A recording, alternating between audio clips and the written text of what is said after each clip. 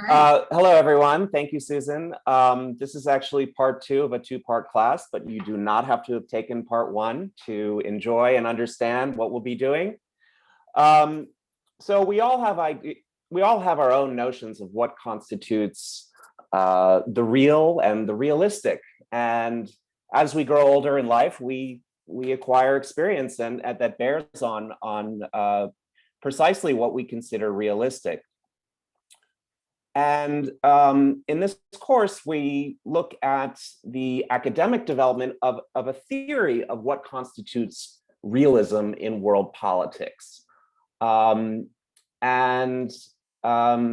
normally, the way this course is taught, it's usually an all-white, all-male roster of canonical figures. And I have covered those figures, people like Hans Morgenthau and E.H. Carr, in the first half of this class.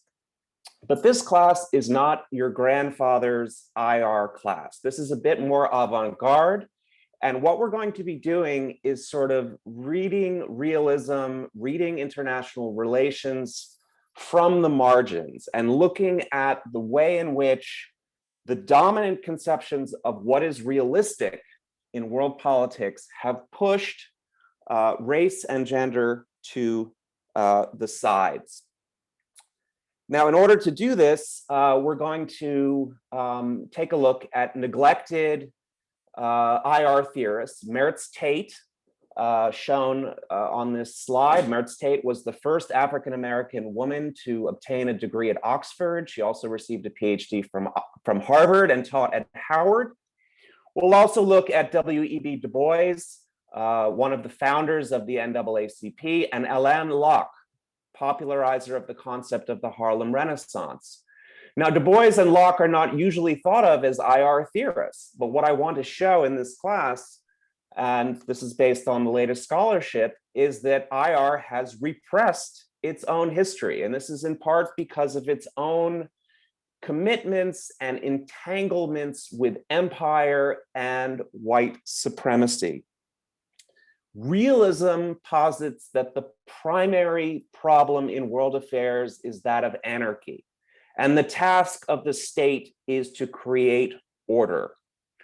What I will show you in this class is an alternative to that canonical realist view. I will show you the view of the so-called Howard School of International Relations, represented by DuBois, Alain Locke, and Tate.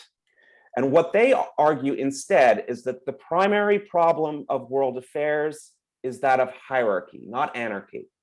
And the appropriate response to hierarchy in world politics is the pursuit of justice and equality. Now, is that realistic? Well, it depends in part on where you stand. And what this course will do will show you the racial subtexts of realism.